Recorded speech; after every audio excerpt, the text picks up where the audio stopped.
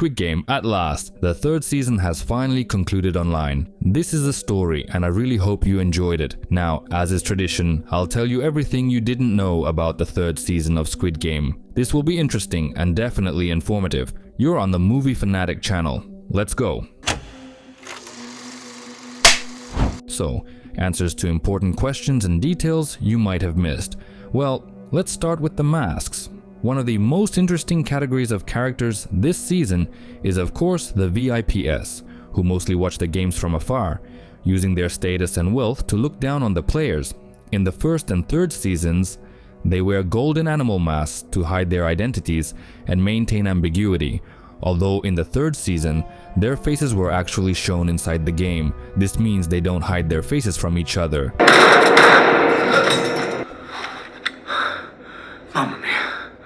Damn, that was close.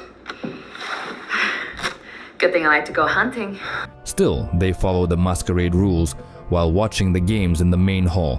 What's interesting are the animals themselves, each representing key images from Korean culture, ranging from strength to bravery, making each VIP an embodiment of a different aspect of high society. Their origins and positions in the world are directly linked to the masks, but ultimately they are all animals watching humans in a cage, a clever irony that many probably missed. Captain Park and In-ho are outside in the real world, while Woo-suk and others are busy investigating the games, racing against time to eliminate those responsible. In the middle of the third season, Woo-suk suspects something is wrong with Captain Park and decides to search his house for any evidence related to his involvement in the games. His suspicions are confirmed when he finds photos of Park and the recruiter. However, on the same wall, there is also a picture of Captain Park with In-ho standing on a boat, indicating that they not only worked together but were much closer than just colleagues in their lives outside the island. The railroad in the hopscotch game. Yes, in the second game of the season, as you remember, players face another giant pit they can fall into. Only this time, instead of a glass bridge or tug of war, there's a small mechanical rope swinging over a narrow bridge and that players need to cross. The setup itself is very simple, but some elements represent more than just a children's game. The inclusion of railway tracks seems like a simple stylistic choice, but the real reason lies in the proximity that railway tracks often have to low-income, poverty-stricken areas. Railway tracks are often used as symbols of poverty and time, combined with the nostalgia and innocence of the game itself. The entire scene is a perfect image to represent the gap between the players and their past. A particularly interesting area we only see a few times this season is the records room, which stores all the information about every participant and guard involved in the games. This room contains files for every game, and among the countless records, there's a particularly interesting one intentionally placed slightly to the side of the frame. A file titled Blacklist is next to the other files for the 2024 games. This simple inclusion says a lot about the games and how they select people to participate. The selection process is much stricter than just finding vulnerable people, and it's clear that some individuals must be excluded from the selection process or are not allowed to return to the games. Perhaps some people on the blacklist are even VIPs who had a falling out with the organizers or broke some rules. Only time will tell if the names in this file will be revealed, but there's clearly a lot to explore on this topic. Faith. Throughout the games, many players pray to God, or at least show some level of religious or personal faith in a higher power. But if you look closer at the scenes, the number of crosses and religious imagery goes far beyond simple prayers. From crosses on the walls to biblical references in the dialogue, the examples are too numerous to count. Perhaps the most notable symbol of all is the cross of Thanos, which he used to store his doping substance. The cross serves as a means of escape from reality for several players, but once the pills run out, all faith disappears and they are left in darkness facing death. Oh, Ilnam's owl. This character was a very interesting player in the first season's games and also the ruthless creator of the games, who conceived the whole concept as a means of entertainment for the rich. In the penultimate episode of the series, Noel manages to sneak into the frontman's room, discovering quite a few surprises. In the adjacent room, there are two mannequins. One is a figure with an owl's head in a suit, and the other is a recreation of Ilnam, presumably used to fake his death. Although, perhaps it's a stuffed figure to remind the host of who came up with it all. They love symbols, An important clue is the owl, a symbol of many things, including death, misfortune, and the spirit world. In a way, Ilnam was a harbinger of death, and the continuation of the games after his death shows how he remains connected between worlds even after life. He was wearing this very mask when he offered the future frontman to get rid of the other players in the barracks one step before the final. The walls. Throughout all 3 seasons of Squid Game, the sets have undergone some changes, and the 3rd season brought some of the most interesting additions to the main room. Yes, the drawings on the walls are no longer clues to the upcoming games as they were in the 1st season, but there are still some tricks here. The most interesting thing, of course, is the text that appears on the walls towards the finale. It reads, Hodi mihi, kras tibi. This is a Latin phrase that translates to, today it is me, tomorrow it will be you. It's a brief, philosophical, and grim phrase, often seen on tombstones or next to images of death, for example, in medieval engravings. This phrase serves as a constant reminder that life is temporary and that anyone could be the next to die in the games. The 2nd episode of the 3rd season, titled Starry Night, became one of the most emotionally devastating in the show's history. It features a sharp shift.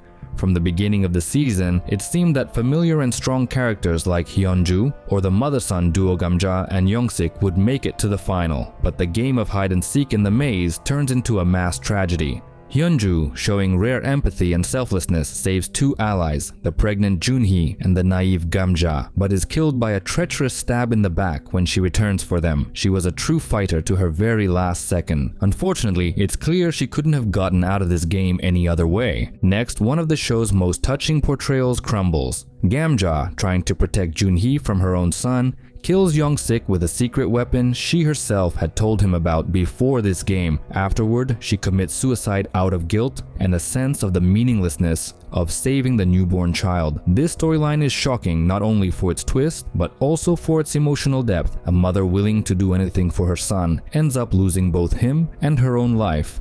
This, it must be said, is not just a coincidence, but a mirror reflection of Gamja's personal tragic history. In this episode, Yongsik, to his own misfortune, reminds his mother that his father constantly beat her and Gamja never once fought back. She replies a little later, "Your father was always drunk, beat me, and threatened to kill me. And tell me, who died first in the end?"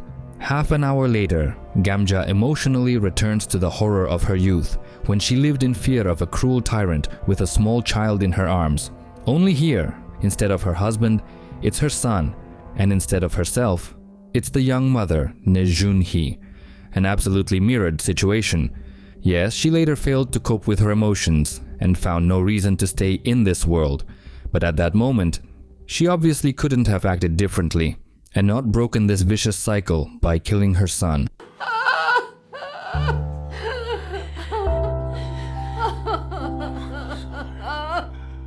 This season, we can now say it outright. The system has been shaken, and there is no longer good and bad. Well, for the main character at least. What happened to him? The main problem, of course, is that Gi-hun killed Dae-ho out of revenge in the 2nd episode. What? You think that it's my fault we're still here? That it's all because of what I did? We couldn't have won, Gi-hun. And it was stupid to ever think we could. He was angry that Dae-ho, who had lied about his past, did not take part in the rebellion. Dae-ho, I remind you, who voluntarily offered to go to the barracks during the rebellion to get ammunition, starts to get incredibly nervous and can't move. Because of his panic attack, the rebellion fails. Although this was Gi-hun's motivation for killing Dae-ho, the full reason was actually even more tragic. When Gi-hun first cornered Dae-ho, he was given ample opportunity to kill him for what he did, or rather didn't do. Instead, he hesitated, allowing player 388 to escape for a short time. The tragedy of Gi-hun's decision was that when he was first given the chance to carry it out, he struggled to bring himself to kill. After all, the pair had been close allies for quite some time, and Dae-ho's decision to stay behind was based more on fear than malice. When his mind was clouded by grief, anger, and guilt, Gi-hun showed the worst of himself. The sad reality is also that Gi-hun had to kill someone to advance, as he was on the red team. He not only killed Daeho out of anger for what happened during the rebellion, but also killed him to move on to the next game. This is the moment when good and bad disappeared, but I'll talk about the conclusion the main character reached before his death and what his last words in the series meant at the end of this video. The most horrifying part of Gi-hun's decision was that, deep down, he didn't really blame Daeho. Gi-hun blamed himself for what happened to his friend Sang-woo and the other players who died that night, but he projected this guilt onto Daeho. I'll remind you that Daeho was one of the first people Gi-hun befriended in the second season, which made everything even more tragic in the end. Daeho respected Gi-hun and was one of the few characters who believed that player 456 was there to help them, not just trying to deceive everyone. The series creator admitted that he initially wanted to keep the frontman in the games a bit longer, up until the hide-and-seek round, one of the most intense episodes of the third season. But he eventually abandoned this idea, deciding that In-ho's departure immediately after killing Sang-woo and faking his own death would be the cruelest, yet most logical twist. This option provided a strong finale for the second season, emphasized the character's internal breakdown, and helped to clearly separate the plot arcs between seasons. If the frontman had stayed longer, the structure of the series would have had to be changed either by speeding up the events of the second season or stretching them into the third, which could have disrupted the balance and tension. Although the frontman's participation in hide-and-seek could have heightened the drama, the option that better served the overall story was chosen. The finale of the third season of Squid Game turned out to be particularly dark and poignant, not only because of the tragic events, but also because of how quickly the finalists, especially Myung-gi, transformed into truly frightening villains. The series creator, Hwang Dong-hyuk, explained in an interview that this was intentional. According to him, the character of Myung-gi is a metaphor for modern humanity, ready to turn a blind eye to the future for the sake of immediate gain. The moment Myung-gi had a choice, to save his child's life or stay in the game for money, he chose the latter without hesitation. This shocking act, according to Hwang, symbolizes the willingness of many people to sacrifice future generations for comfort here and now. We talk about protecting children, the environment, pensions, but in reality, we continue to do harm and change nothing. Myung-gi is the embodiment of this lie and hypocrisy, Hwang explained. In contrast, Gi-hun, the other finalist, is the complete opposite. He remains true to his principles until the end, even if it means death. His self-sacrifice is the last flash of light against a backdrop of universal decay. He fights not for money, but to save a child, even if it's not his own. This choice makes the finale not only tragic, but also profound, forcing the viewer to reflect on morality, responsibility, and humanity. Despite initial ideas, Gi-hun could not become the new frontman. Although an ideological confrontation begins between him and In-ho at the end of the second season, and it seemed that Gi-hun would become part of the system, one moment changed everything. The cameo of the deceased Se-byok brought Gi-hun back to his true nature. In the scene where Gi-hun almost decides to kill, Se-byok's ghost repeats a key phrase from the first season: "You're not that kind of person." These simple words reawaken his conscience. Hwang Dong-hyuk explains that this moment was critical to not betray the character. He couldn't turn into the frontman because he always remained a symbol of faith in human kindness. Unlike In-ho, who broke under the pressure of the system, Gi-hun, unlike others, was never willing to sacrifice himself for power. He fights to the end and dies not as a victim, but as a symbol of moral choice, the opposite of all who became part of the cynical system. Hyunju, why are you sorry? This is Daeho's fault.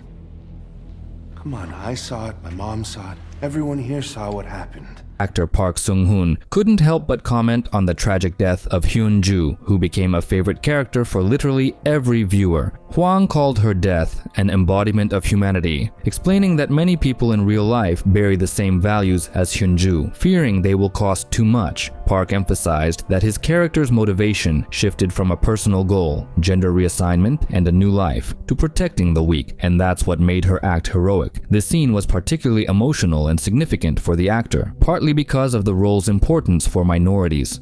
The goal of these three women was the same: to protect the newborn child. It was like female solidarity, and it took Gamja a little more time to bond with Hyun-ju and accept her as a friend and even a family member. She goes through this transformation, and I think that's really important. If there are people who still have prejudices against minorities, I hope they will soften, just as Gamja did. Hyunju became a symbol of solidarity, humanity, and courage. And even after her early death, she continues to outshine the other heroes of the third season. Her story shows that even in the most inhumane conditions, there is a place for good, and Squid Game is not only about survival, but also about moral choice. Park Sang-hoon also talked about filming his final scene. The director gave me a direction then. When Hyunju slides away from the camera, can you make a single tear roll down your face? And I thought that would be very difficult to play, but I actually did it in one take. So when I finished, the whole crew was clapping and cheering for me. When Myung-gi stabs my character in the back and kills her, there was a line in the script. Hyunju's soul leaves her body through her eyes. So I tried to stay true to the script until the very end. Lately, I've played a lot of villain characters, so I was so lucky to be able to play Hyunju, who is such a cool character. It was very hard for me to say goodbye to her, because I thought she would live longer. I think she died earlier than she should have. It's a real shame, the actor said. And killed him. My only child, and I ended his life.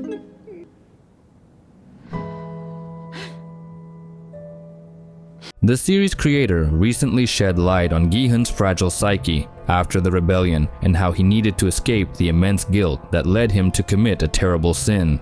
At the end of the second season, he fails the rebellion.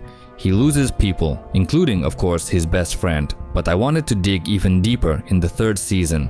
The tragedy just completely consumes him, and he can't carry it anymore, so he projects this huge guilt onto the character of Dae-ho. Gi-hun struggles to escape this immense feeling of guilt, and it leads him to what you ultimately saw. Writing this part of the story, where Gi-hun is in this state and how he comes back from it, was the biggest challenge. It was what I struggled with the most. As for what I came up with, I hope that after watching the entire series, viewers will understand and support my decision.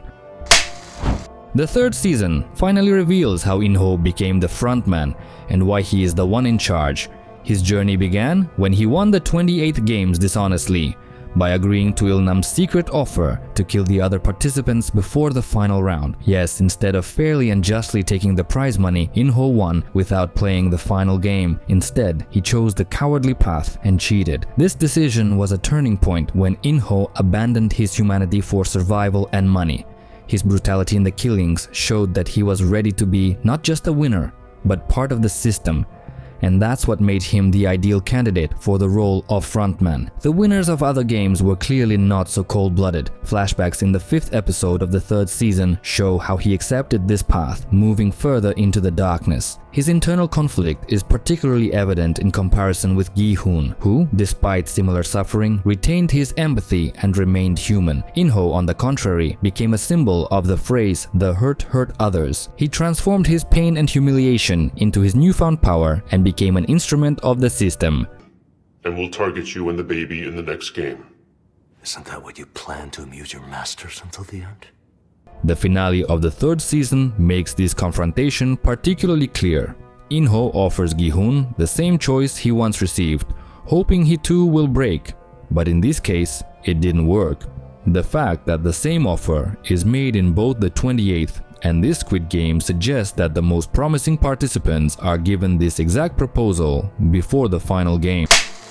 The final meeting between Junho and In-ho in the 3rd season provoked a mixed reaction from viewers. After a long wait for the two brothers, one a policeman, the other the frontman, to finally come face to face, the series does not offer a full resolution to their conflict. Despite the tense moment, Junho never brings himself to shoot his brother, and In-ho escapes, leaving viewers and Junho himself with unanswered questions. This disappointed many fans, as the series had devoted considerable time to their dramatic story, from the donated kidney to the betrayal. Although the finale tries to soften the relationship by showing that In-ho trusts his brother with the custody of Junhee's child, the lack of dialogue or emotional closure between them makes the moment feel incomplete.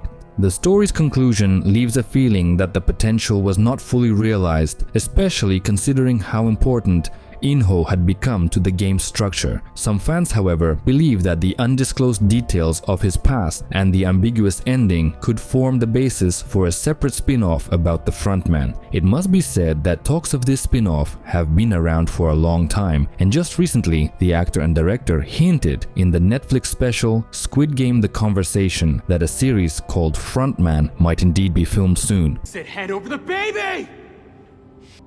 I tell you what. I'll let you kill me instead. Screw you, man! Myung-gi's story took a shocking turn in the third season, showing that Thanos was right about him from the beginning. Thanos and his people constantly attacked player 333 and made sure he remembered that he was the reason so many of them were in the games. It seemed unfair that so many players were ganging up on him, but the more the third season progressed, the more obvious it became that Thanos was not mistaken about this character. Even though Thanos himself was no saint, he could see through the lies. Player 333's backstory seems to perfectly highlight how distorted his moral principles were, given that he not only deceived several people for personal gain, but also showed no sense of guilt or remorse for the lives he destroyed. And he only came out of hiding when the games gave him a chance to win a huge sum of money and get back everything he had lost. If he truly cared about Junhee and the baby, he wouldn't have even brought up the prize money when talking to her in the early episodes of the second season. He would have focused more on Junhee's well-being and also tried to get her out of the games, but both she and the baby were part of his plan. I created that little girl. She's got nothing to do with a piece of shit like you. I don't want to see you or ever think about you again. Keep the hell away from us. Unfortunately, the girl only understood the whole truth during the fifth game, which was her last. This has been Movie Fanatic. Subscribe to the channel so you don't miss the continuation, where we'll dive into the shocking twist behind the VIPs registering a newborn as a player, the real reason why Gi-hun couldn't finish his final sentence, and the mysterious appearance of Cate Blanchett in the last scene. But now, tell me in the comments, do you think player 333 truly cared about Junhee and the baby, or was it all part of his plan from the beginning? See you in part 2.